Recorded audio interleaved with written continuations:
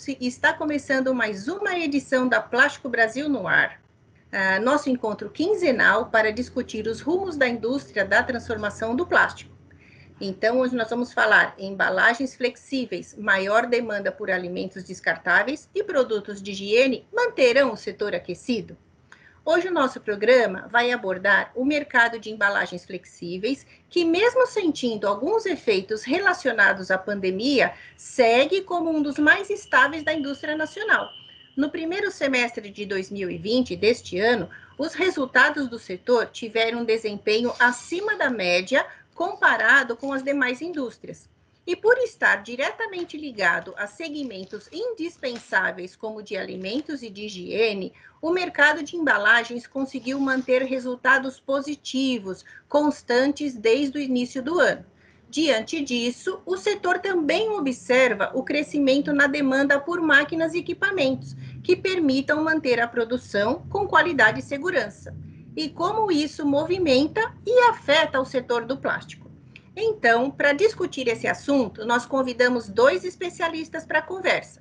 O nosso primeiro convidado é o professor Antônio Cabral, ele é mestre em engenharia de embalagem, doutor em engenharia de produção e também ele é coordenador do curso de pós-graduação de engenharia de embalagens do Instituto Mauá de Tecnologia. Obrigada, professor, por aceitar participar dessa discussão com a gente e seja muito bem-vindo. E para completar o painel, recebemos também o senhor Rogério Mani. Ele é presidente da ABF, Associação Brasileira da Indústria de Embalagens Plásticas Flexíveis. Seja muito bem-vindo, Rogério, e muito obrigada por ter aceito o nosso convite. Agora, vamos começar direto com o Rogério. Rogério, para a gente começar essa conversa, nós sabemos que a ABF tem monitorado de perto o comportamento do setor de embalagens. Como vocês avaliam os resultados do primeiro semestre de 2020 para o segmento? E mais uma pergunta, quais foram os efeitos positivos e negativos para o setor até agora, sabendo que a pandemia afetou diretamente esse setor, onde a ABF faz esse monitoramento todo do mercado? Por favor, Rogério. Olá, obrigado pela oportunidade. Plástico Brasil no ar. É uma honra participar e, mais uma vez, agradecer a oportunidade de poder estar falando de embalagens plásticas flexíveis, principalmente com o professor Cabral, que é um especialista, um estudioso e um apaixonado por embalagens. Isso é muito bom. Bem, vamos direto ao ponto, falar um pouquinho do que aconteceu no primeiro semestre. Vínhamos no início de ano até o primeiro trimestre bem, até a pandemia, considerando que ela começou mais ou menos dia 15, 17 de março, que foi o auge, que começamos a ter um cenário um pouco mais pessimista. Tínhamos uma perspectiva de ter um ano muito bom, né? E aí deu aquele ponto de interrogação, o que vai acontecer? Muito bem. Com muita surpresa, e aí a gente vai comentar talvez um pouco mais à frente, essa mudança de hábito do consumidor, etc., em função da própria pandemia, fez com que a embalagem plástica flexível, que tem um volume muito grande e significativo no mundo dos plásticos, a embalagem flexível representa 36% de todo o plástico consumido é flexível, é expressivo. E nós tivemos, porque aí você também tem um aspecto muito interessante, que 40% de toda a embalagem flexível é voltada ao segmento de alimentos, 10% higiene e limpeza, 10% bebidas, né? E depois o resto você tem dividido. Então você tem aí 60% basicamente de produtos de primeiríssima necessidade. Bom, o que aconteceu? Dentro de todos os plásticos, talvez não, com toda certeza, a embalagem flexível foi a que menos teve impacto, né? Ela foi a que menor impacto teve. Porque a maioria das indústrias, e até por ser essencial, e foi considerada como tal, pelos números que eu falei anteriormente, ela continuou trabalhando normal, a contingência dos clientes também aconteceu, os clientes começaram a ficar preocupados que poderia faltar produto e começaram a colocar mais pedidos para contingenciar esse possível problema. Então nós mantivemos o volume nesses meses. Por incrível que pareça, Março a gente já tinha a carteira que vem de fevereiro, abril a gente manteve, maio a gente manteve, e a partir de junho tivemos um crescimento, por incrível que pareça. Estamos num momento pleno de transformação de flexíveis, porque nesse meio tempo, o que aconteceu? Por que também teve de maio para junho esse aumento também? Porque os outros setores que tinham parado, linha branca, linha marrom, eletroeletrônico, construção civil, tinham parado e voltaram. Quando eu falo tinham parado, por exemplo, construção civil não é que parou, as lojas, as lojas continuaram abertas. Então, tudo aquilo que ficou aberto continuou virando. Você tem também a questão das entregas, né, do e-commerce e tudo mais também, que explodiu isso, e tudo tem embalagem flexível aí. Então a gente tem o nosso quadro, ele está indo bem, ele está vindo bem. Então a gente não teve esse grande problema. Claro, todas as indústrias sofreram, tiveram que se adequar muito rapidamente, né?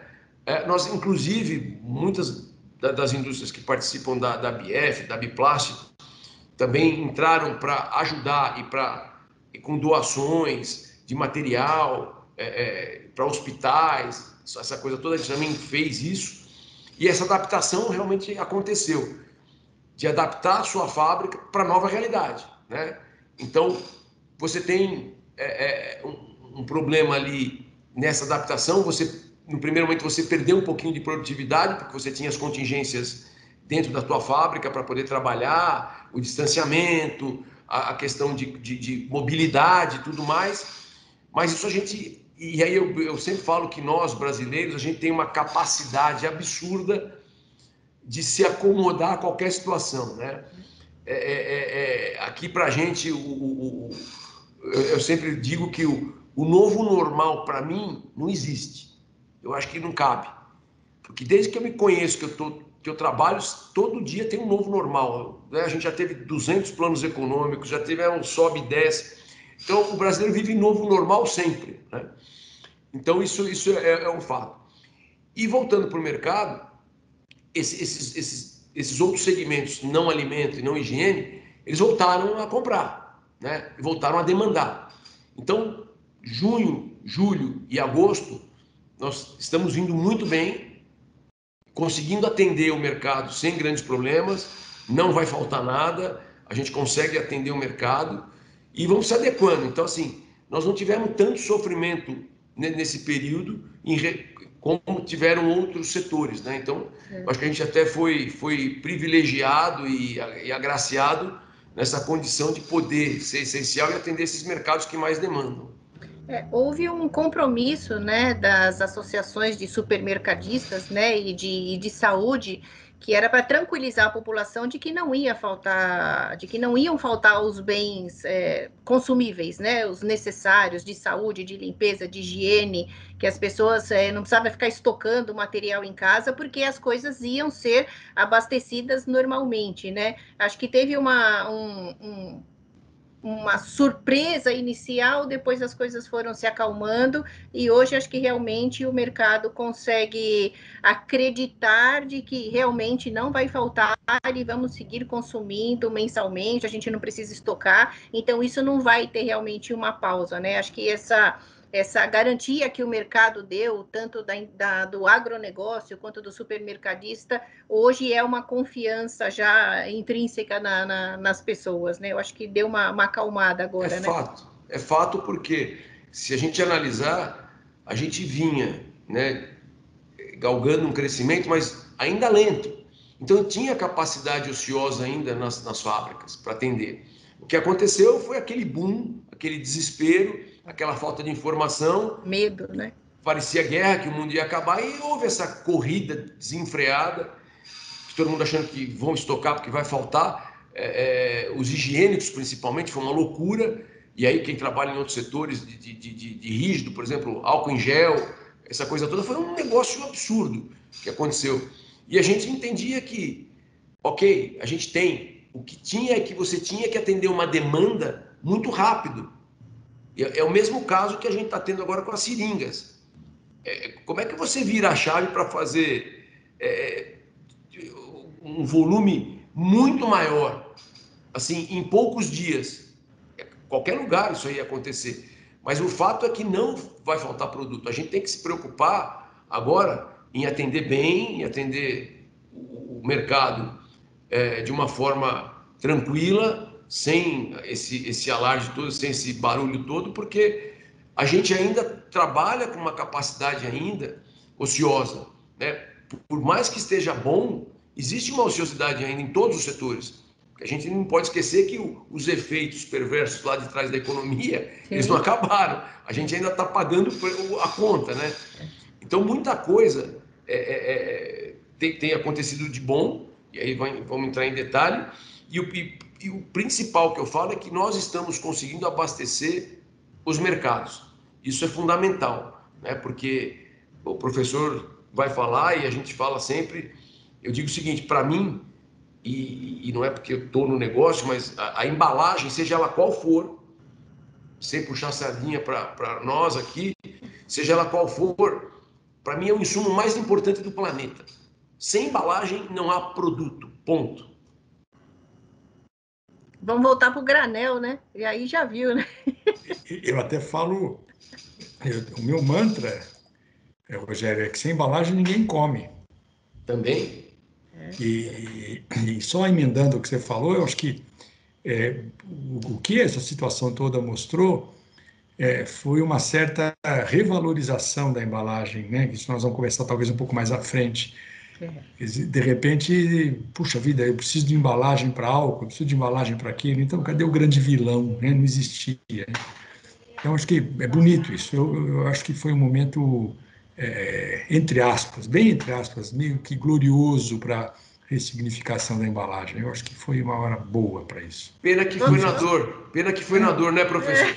Ou é na dor ou no amor, mas eu acho que foi na dor. Mas, como você mesmo falou, Rogério, se é uma coisa que os brasileiros estão acostumados é com a dor, né? Desde o plano Collor, que tomou o teu dinheiro, desde o outro que foi não sei o que mais, desde... Então, eu acho que a gente está bem, bem acostumado com isso. E Liliane, se você me permitir, só uma coisa que eu não vamos posso lá. deixar de falar, essa oportunidade, para mim, que é importantíssima, de você ter a indústria e a academia conversando, você não sabe a minha alegria. Ah, que legal. O professor sabe disso, sabe que eu vou falar. E eu tenho certeza, ele é um entusiasta disso, e ele briga por isso. A academia e a indústria continuam muito longe.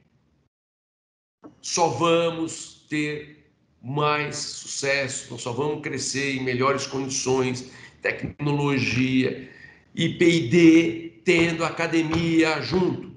Eu bato nessa tecla, professor, nós precisamos dar um jeito nisso. A gente precisa estar de mãozinha dada o tempo todo.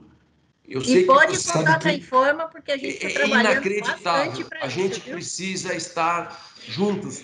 Nós dependemos um do outro. Eu só queria deixar esse desabafo positivo, porque eu vibro com isso. Eu vibro, porque nós precisamos muito da academia.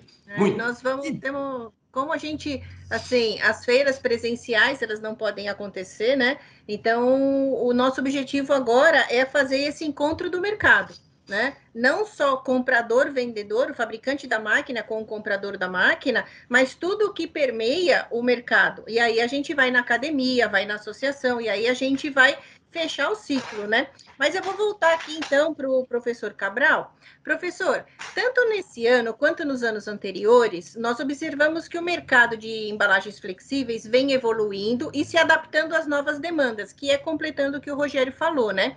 Como a sustentabilidade e a rastreabilidade. A indústria de remédios, por exemplo, a rastreabilidade vem há muito tempo, né?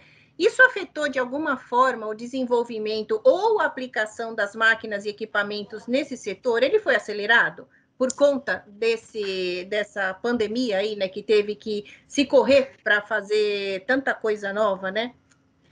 Eu vou responder a sua pergunta, mas antes eu quero só emendar uma coisa que o Rogério falou, que eu adoro ouvir isso, então ele vai me permitir, né? Eu tenho notado em algumas agências de fomento brasileiras, né, como o FAPESP, criando projetos para resolver problemas. Não são projetos de pesquisa pura, que é importante ter, mas nós temos um gap tecnológico tão grande, nós temos uma carência tão grande brasileira, que é muito importante isso. Você vê a FINEP fazendo alguma coisa para a indústria automobilística em tecnologia, em indústria 4.0. Quer dizer, eu tenho a impressão que essas instituições de fomento meio que despertaram para isso. E se uma empresa tem um problema e quer montar um projeto, e ela tiver o que eles chamam de uma ICT, que é uma instituição de ciência e tecnologia junto, esse projeto tem mais valor, né? Acredito que há um começo de ação para a gente tentar resolver problemas brasileiros, problemas reais, de desempenho, de melhoria de performance, precisa disso. Voltando para a tua pergunta, Liliane, você me falou você me pergunta dizendo que o mercado de embalagens evoluiu muito, e é verdade, né? E as flexíveis, elas têm uma característica em relação às demais, que está no nome dela, né? Quando se fala de flexível, que coisa mais legal do que você chegar e falar: meu pai tem uma personalidade flexível, ele consegue entender o que está acontecendo. Ele não é um cara rígido, né? Ele não é um cara engessado, né? Isso, para mim, é a coisa mais interessante desse setor, né? A capacidade de você se adaptar e procurar soluções que estavam, de alguma forma, ou enrijecidas, ou... vamos lá, né? A gente trabalhou um pouquinho com algumas indústrias e você percebe que o pessoal fala: escuta, vamos colocar um stand-up out aqui? Vamos fazer uma substituição disso? Vamos fazer um refil aqui?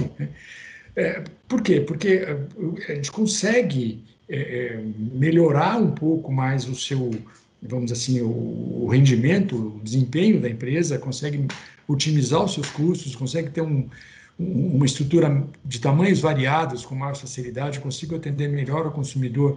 É lógico, né, que quanto menos energia você gasta para desenvolver um material, melhor. Aí você vai me dizer assim: não, peraí, mas a embalagem flexível também gasta energia. Mas eu tenho um mantra para cima disso: sustentabilidade. Embalagem flexível, embalagem plástica é petróleo. E você não joga 10 gramas de petróleo, você não joga 10 gramas de gasolina na areia da praia. Você não joga na lata de lixo, sobrou um pouquinho de gasolina no tanque do meu carro, vou jogar fora. Não, isso é valor. Então, eu acredito que, focando aí na sustentabilidade, na proteção ambiental, essa coisa toda, eu acho que essa necessidade nossa que nós percebemos de flexibilidade, e usar as embalagens flexíveis, nos leva a repensar até outras oportunidades para o setor. Se você começar a pensar que isso é petróleo, né? Vamos colocar isso numa roupagem um pouco diferente. E você também pergunta sobre a rastreabilidade. Também se torna fácil, né?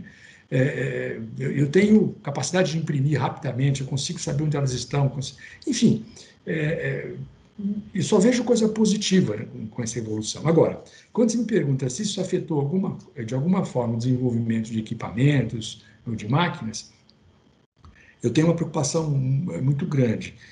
Se você começar a conversar sobre a indústria 4.0 ou sobre a tentativa que a gente tem de atender ou de customizar a produção, ou seja, conseguir fazer lotes menores ao preço um custo de fazer lotes menores de uma unidade a um preço razoável, eu acho que a gente precisa realmente repensar um pouco.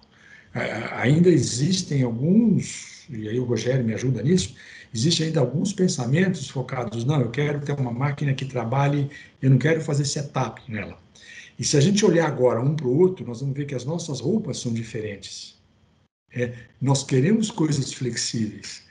Como é que eu posso querer fazer a coisa tão em massa assim, né? Então, nós temos que realmente pensar um pouco melhor nisso. E aí, mais uma vez, o flexível leva vantagem, né?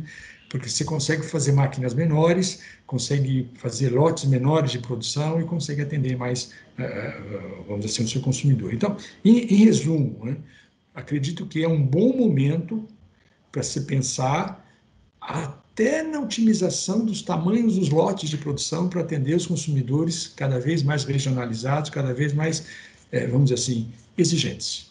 Não sei se A indústria têxtil teve essa capacidade, né? Eles estão numa adaptação e numa mudança, né? Não sei se vocês acompanham, mas a indústria têxtil conseguiu, com novas tecnologias de impressão e de tintas e de tecidos, trabalhar com lotes bem pequenos e atendendo nichos mesmo, né? Porque as pessoas se identificam com aquela roupa que ela quer usar e quer usar um negócio que ela quer. Bom, isso é para mim, isso é personalizado, né? Então, realmente, a indústria teve que se adaptar a mas esse novo retrato de consumidor, né? concordo, mas eu estou com essa camisa aqui, eu não vou usar uma vez, ela condicionou o meu corpo, eu não vou descartá-la. Eu vou Sim. usar uma, duas, três, quatro vezes. E as embalagens, muitas vezes você usa uma vez e fica olhando para ela, o que eu faço com isso? Joga no lixo. Perfeito. Nem bate uma aguinha nela.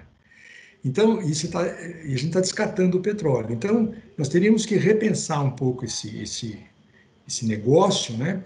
Para a gente ser um pouco mais ágil, criar. Mas é uma coisa de política, a gente pode começar um pouco mais. Como você falou de sustentabilidade, eu entrei nisso. Mas a indústria têxtil, nós estamos falando de alguma coisa que vai durar mais do que tem. Eu não vou. Ah, sim, com certeza. Entendeu? Com certeza. Tem um E aí eu valor ali que mais agregado, né? uma Até calça, no apego, né? uma calça Levi's 501 ou 505 dura anos. Né? É outra história, né? É verdade. Concorda comigo, Rogério? Sem dúvida, é isso mesmo. E aí, quando você pegou o gancho de flexível, é por isso que ele representa quase 40% de todo o bolo do plástico, né? O que você falou também, sempre falo, o nome já diz, e a gente tem essa vantagem de agilidade, né? Enquanto as outras coisas você precisa fazer molde, desenvolver molde, o flexível não. O flexível você Produção rápida, muda né? o formato, a forma, a impressão, a comunicação muito rápido. Materiais, quer dizer, você tem essa agilidade. Então, o flexível ainda ele é a embalagem mais democrática que pode ter, né? Porque ele pode ter vários formatos, enfim, essa mudança muito rápida. E concordo plenamente quando vocês falam aí é a tendência, né? Se a gente voltar no tempo, as máquinas, e ainda continuam, obviamente, a gente fala muito em produtividade, etc.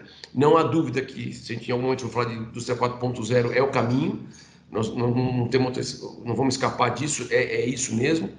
Mas você tem os mercados, né, que se movimentam muito rápido, muito dinâmico.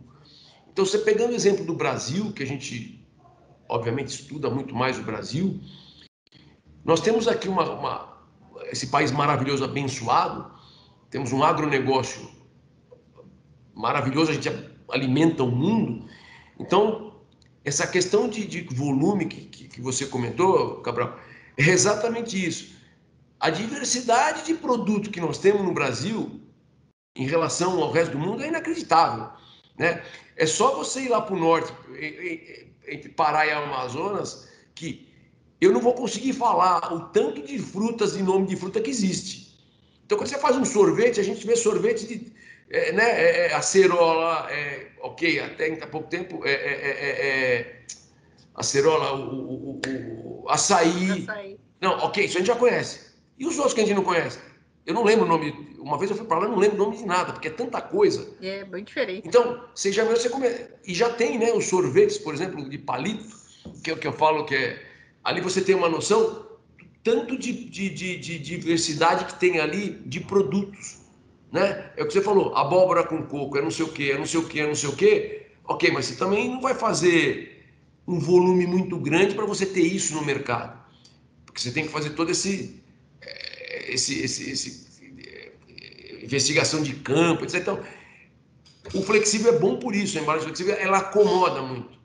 O cara não vai fazer, uma empresa não vai fazer um molde para você fazer pouca tiragem. Poder fazer? Pode, mas inviabiliza economicamente. O custo sobe muito. Então, o flexível ele te dá essa vantagem de você se amoldar muito rápido e ter uma resposta muito rápida ao mercado, né? E a questão também, só para complementar, hoje, principalmente quando você muda a questão econômica, né, de poder aquisitivo da população, A flexível também é que mais rápido se acomoda. Então, por exemplo, uma embalagem de biscoito que é 300 gramas, rapidamente eles mudam e colocam 250, 200 gramas, porque é para caber no bolso do consumidor. Ok, flexível é muito rápido. Se você for fazer um pote, por exemplo, você tem que fazer um molde, etc. Então demora. Então, isso tudo, esse contexto. E eu acredito também que logo, logo, a gente vai começar a ter coisas muito personalizadas, como você falou, Liliane. E isso flexível também é muito bom. Então, hoje você tem máquinas banda estreita, sempre teve, mas cada vez mais, né? Então, a acomodação e essa adaptação, para nós, de flexível, é muito rápida. Ô, Rogério, agora há pouco, um pouquinho atrás, você falou sobre o e-commerce, né? O crescimento do e-commerce.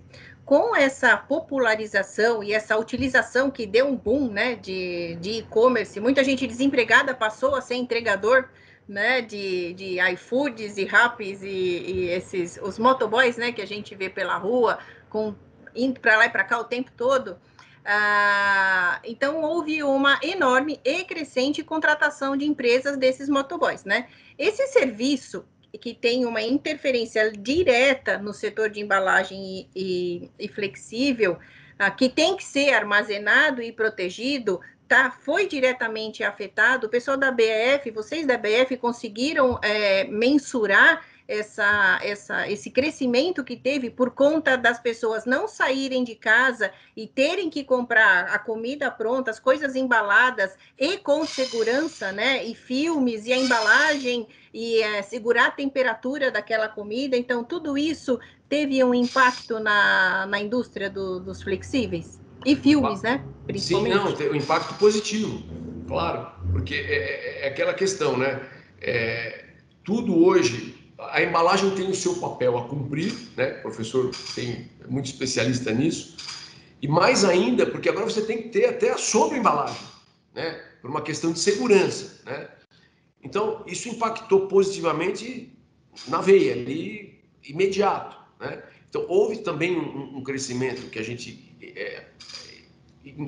conseguiu mensurar dessa velocidade. Por quê? Você está falando, por exemplo, os restaurantes, os bares, isso parou e todos eles começaram a fazer o delivery. Então, também o descartável, né? Que até ontem para ser banido, né? Nós temos os exemplos do Starbucks, etc., Canudinho que baniu e de repente ele volta como salvador da pátria. E, infelizmente, né, doutor, o professor que falou na dor, né? Mas é isso. Você não pode começar a querer, não quero entrar nesse assunto, a querer banir um produto em detrimento a outro, sem análises técnicas, análises acadêmicas, né? Isso não é feito, né? Existe uma série de coisas por trás, hobbies, etc., mas enfim. Mas voltando, o e-commerce também, que você recebe, aí ele está saindo um pouco da alimentação, mas de produtos. Todo mundo, porque tem um instinto consumidor do ser humano, é algo absurdo. O pessoal não para de comprar, é um negócio maluco.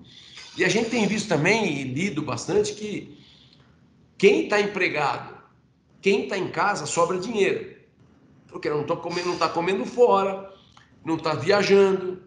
Então, não está se locomovendo, né? Aí ele entra no computador e ele compra lá um tênis que vai entregar na casa dele. Esse tênis, ele tem leva toda uma embalagem aí, né? Que não só de plástico e flexível, os envelopes de segurança, esses envelopes que a gente chama de transporte de produtos, de remédios.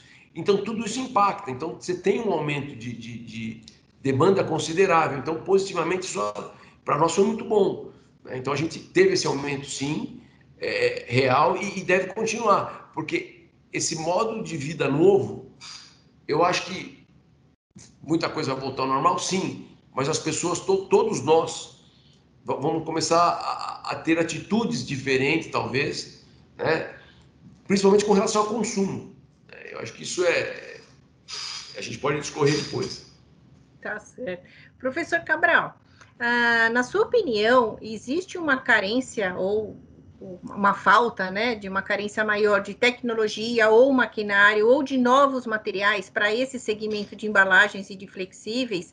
E quais você acredita que são os desafios produtivos do setor de embalagem? O senhor, como estudioso do setor, o senhor enxerga que há uma carência na produção, né, de novas embalagens? Eu acho que essa pergunta, Liliane, foi respondida pelo Rogério no comecinho da conversa. Sim, sim. Quando ele falou que nós brasileiros estamos acostumados vamos dizer assim, nós chegamos até a se adaptar pela dor, né? Os pacotes e as coisas, né?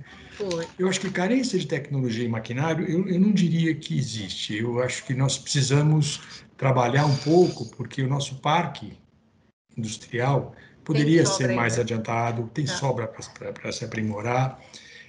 Existem muitas coisas muito novas no mundo, mas de novo, eu temo, né, dizer que há uma carência. Eu acho que a grande carência nossa foi suprida, que é a nossa adaptabilidade.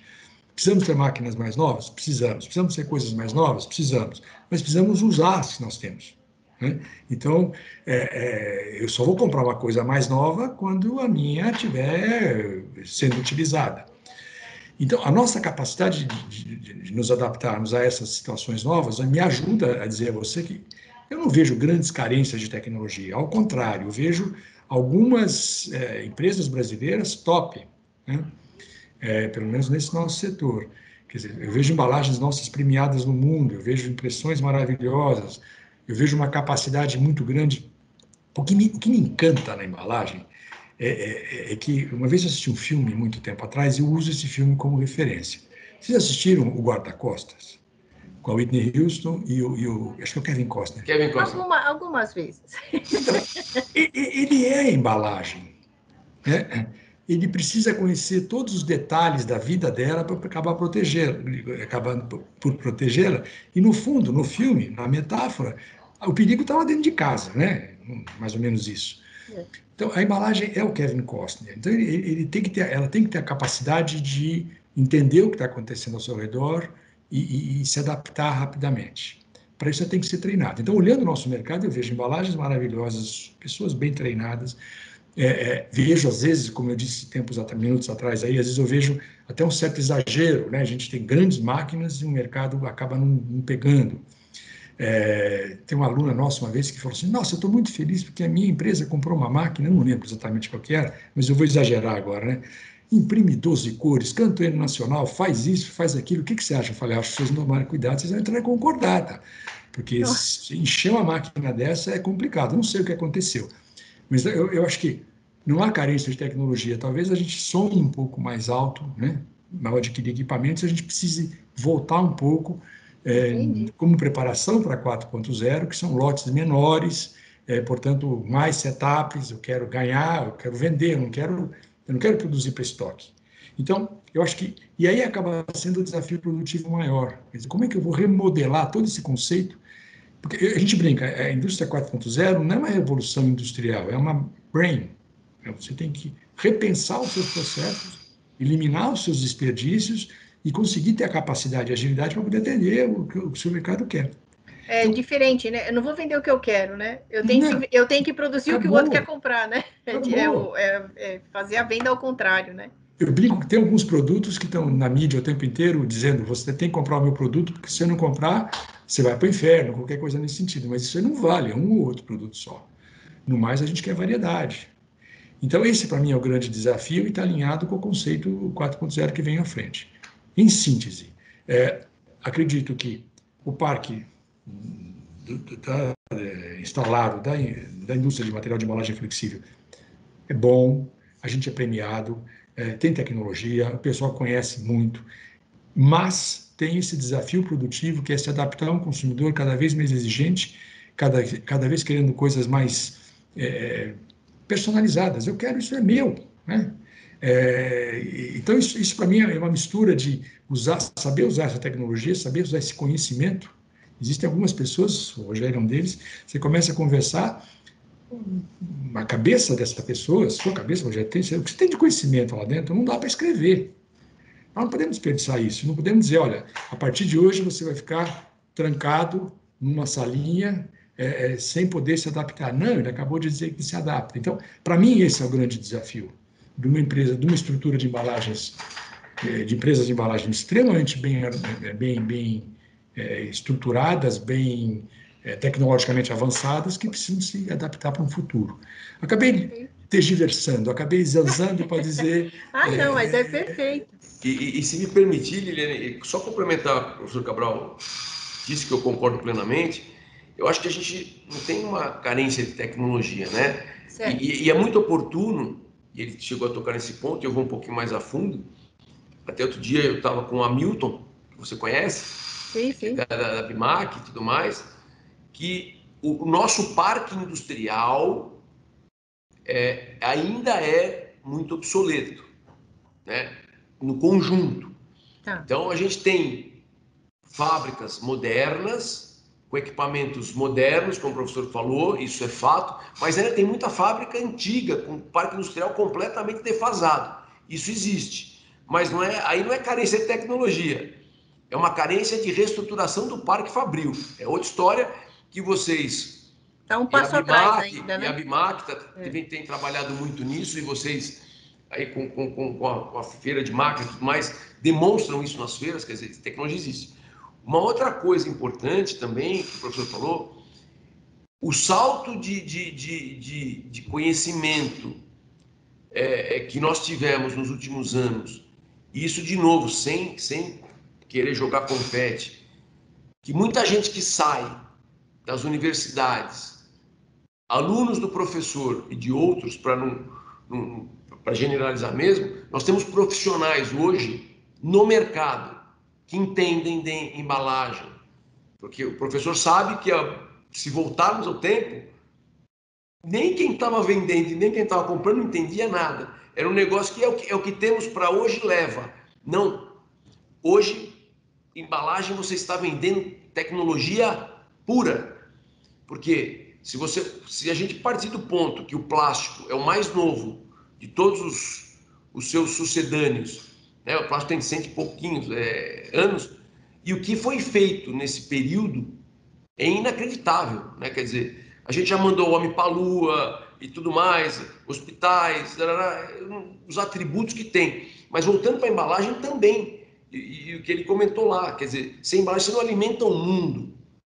E por nós termos agora uma capacitação muito boa, que tem saído das universidades, muito bem formados e entendendo todo o processo, porque isso é um estudo muito grande, não é tão trivial. Embalagem, ele carrega ali muita coisa, né? É muito complexo. Então, e uma outra oportunidade que eu vejo, que a gente fala de carência tecnológica, que eu acho que não existe, e agora a gente está preparado, é na mudança que a gente vai ter que ter com relação a materiais novos. I+D e design de embalagem é tudo agora. Certo, professor? O que nós vamos ter que fazer, porque você imagina que nós temos embalagens sofisticadíssimas, mas tem um porém. Isso a gente não vai fugir disso e tem que falar abertamente. Multimateriais. Opa! Eu tenho que voltar, de preferência, para monomaterial, porque nós temos que falar da economia circular. Daqui eu saí, para cá eu volto. Então, nós vamos ter que simplificar as embalagens sem perder toda a tecnologia que ela deve carregar, que é o seu DNA. Então, é um assunto que o professor ama de paixão, eu tenho certeza que a gente ficaria aqui, eu e ele, se tiver uma cervejinha, um amendoim, então, hein, professor? A gente fica uns 4 dias conversando. Ou mais. Então é isso.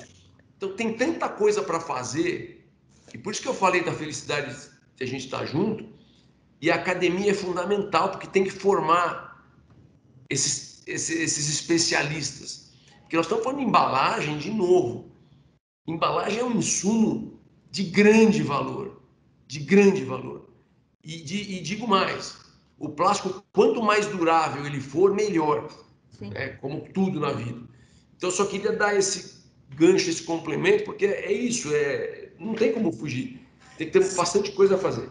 Você falou de quanto mais durável, melhor. Você sabe que uma vez por mês, desde a época do Iraishi, né, do Roberto Iraishi, Saudades. eu escrevo um pequeno texto e ele publica para mim e eu fico muito feliz com isso. E eu escrevi já faz o quê? Um ano e meio, que chama assim, o título dele é A Capela dos Ossos e o Escondidinho de Carne Seca, né? Não sei se vocês lembram disso, mas eu lembro que eu entrei na Capela dos Ossos, que é feita só com ossos humanos. Eu olhei para aquilo, nós ossos que aqui estamos, pelos vossos ossos esperamos, e a minha constatação foi: eu não sou biodegradável. Opa, peraí, né? Lógico, é tudo uma metáfora. Claro. E aí, do nada apareceu a ideia do escondidinho de carne seca, que você tem que procurar ali onde é que está aquele pedacinho de carne no escondidinho. E às vezes a gente tem a ideia errada de você decompor um plástico, exatamente alinhado com o que você falou, quero decompô-lo para... Eu não quero que ninguém veja mais. Pô, mas ele está lá. Tem valor. Então tem valor, você não pode esconder valor. Esse é meu ponto. Tem que realmente ser durável. E tem mais um comentário que eu faço ainda. Né? Hoje a gente derruba a árvore para fazer mourão de cerca, não é isso?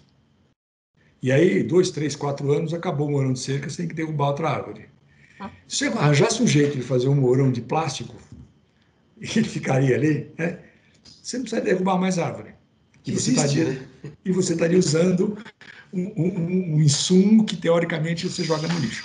Então, você percebe que o assunto a gente começa a falar aqui, vai para lá, volta para cá, porque o assunto deriva demais, né? E é muito bom. Volta para o assunto, vai. Ainda bem que tem assunto. Agora você tem um monte. Aí você vê a importância do que a gente está falando, porque se não tivesse importância, a gente não estava falando. Eu acho que é legal fazer isso, sair voando, porque a pessoa que está nos assistindo consegue entender, tanto pela metáfora do filme, como pelo que a gente está falando agora, que não pode ser quadradinho, né? É um sistemão, é um negócio amplo. E qual é a melhor? Não sei qual é a melhor. Qual é a melhor solução? Você tem que olhar o seu sistema e procurar a melhor solução para você. E isso exige cabeça. Tudo precisa ser muito estudado, né? Não é impondo com uma restrição ou uma lei ou com um decreto que você vai solucionar o problema. Fato, porque aquele problema vai estar ali, se você não cuidar dele, né? Então, realmente precisa de muito estudo e muita gente e muitos especialistas cuidando de tudo isso, né? Eu queria perguntar... Desculpa, o que você comentou, o que você acha que é um problema que você resolveu, você vai criar outros muitos, diversos. E você, agora, nesse momento, não quer ver, né? Pois é, não mata o que não pode ser matado. Muito cuidado com isso. É meio chulo falar isso, mas muito cuidado, porque você interrompe aqui, que eu sempre digo o seguinte, o problema da consequência é que ela vem depois, né? É fato, né? Tem muito assunto para discutir, né? A embalagem ganhou um espaço de muita importância, que nós falamos agora há pouco, tendo em vista essa camada extra de segurança, né? Quando vai transportar, principalmente, tudo que está sendo via entregadores que estão chegando em casa, né? Então, professor, você acredita que isso vai ajudar a mudar no médio prazo a forma como o plástico tem sido visto pela sociedade, né? Pois ele foi muito banido há uns tempos atrás, não pode usar garfinho, não pode usar pratinho, não pode usar canudinho, que virou lei, principalmente em São Paulo, né? Se o senhor acha que isso vai ter uma modificação, porque realmente ele é fundamental e protege a saúde das pessoas, né? E gostaria de também pedir essa mesma avaliação para o Rogério. Bom, isso aí, de novo, volto para aquilo que o Rogério falou. Isso aí sentado, tomando um chopp, vai umas 2 horas. Sentado tomando um vinho, vai um dia inteiro, certo? Esse negócio vai muito longe. Eu acho que já mudou um pouco, né? Eu pego o saquinho do supermercado, que antigamente ele foi banido. Uma das coisas mais estranhas que eu já vi na vida foi banir o saquinho do supermercado. Não vou discutir isso, porque é uma coisa passada. E recentemente eu vi uma instrução, olha, não leve o seu saco de supermercado da sua casa para o aquele seu saco ida e volta, né? O retornável. Sacola, né? Porque a sacola retornável, porque você pode não ter feito a higienização total. Quando rolou desculpe o rolou, mas quando rolou o H1N1, qual foi a primeira instrução das pessoas? A água em copo descartável, porque é mais higiênico, bará, bará. Aí, de repente, a campanha não use o copo descartável porque ele faz mal para o ambiente. Cara, não faz mal para o ambiente, faz mal para o ambiente, jogar no lixo. Se eu reciclar, fica tudo muito bem. Então, o plástico é como, às vezes eu acho que o plástico é como o ovo, né? E às vezes eu me considero um Highlander, porque eu gosto muito de ovo, e ovo fez mal, fez bem, fez mal, fez bem, agora faz bem. Então, dependendo do jeito que você olha, ele faz mal, faz bem. E eu acho um absurdo a gente jogar tempo, conversa fora, no âmbito legal, lei para coibir isso, lei para coibir aquilo, de uma coisa que é útil. Para que você vai jogar fora o canudinho, gente? Qual a importância do canudinho na vida das pessoas? O canudinho serve para que você não ponha a sua boca naquela lata ou naquela embalagem que está suja. Suja do quê? Suja de xixi de rato, porque ela ficou socada no lugar inadequado. Como é que você lava? Como é que você vai lavar isso aí? Ah, você passa água quente. Onde que tem água quente? Ah, passa um guardanapo. Não tira. Então, eu vejo nessa coisa nesse episódio todo vamos dizer assim, uma certa revalorização, ou uma mudança de mindset que a gente tem a respeito dos plásticos. Eles não são os vilões. Tem mais uma brincadeira que eu faço. Às 5 horas da tarde, eu dizia que todos os plásticos se reúnem aos domingos no Parque Ibirapuera e todos tentam suicídio se jogando no lago, né? Não é isso, né? A gente tem que entender que é uma questão de um pouco de educação, temos que revalorizar. Respondendo a tua pergunta, já mudou. Eu acho que nós já estamos olhando para as embalagens plásticas de um jeito diferenciado. Nós já estamos olhando para o meio ambiente de um jeito diferenciado. E é tudo uma questão agora de a gente saber aproveitar esse aprendizado um pouco pela dor e valorizar isso aí e não deixar que as pessoas esqueçam, porque a gente esquece. Concorda, Rogério? Sim. Bom, primeiro que o mundo moderno não tem como viver sem plástico, impossível, né? Isso começa daí. Segundo, a percepção, eu até acredito que mudou, mas não vai ser um agente que vai fazer com que os ataques continuem acontecendo, né? Porque a população entende, ela percebe, ela usa, ela utiliza e ela precisa, mas ela não vai se expor, ela não vai ser esse agente de nos ajudar a mudar. O que acontece é muito claro, e eu não tenho problema nenhum em falar, que você tem ações, e tudo isso que é contrário são ações e lobbies comerciais, que o Estado, através de leis que não têm condições e não tem a competência de resolver os problemas do lixo, do resíduo, de coleta, etc., nem de coleta. A nossa coleta seletiva é ridícula. Então, então, de novo, vamos sacrificar alguém, vamos sacrificar algo. E tem todo um lado aí comercial por trás, porque, queremos ou não, o plástico foi o que mais deslocou os sucedâneos. Fato. Que não quer dizer que os outros não sejam bons. Todas as embalagens são perfeitas, maravilhosas e têm o seu papel num determinado produto.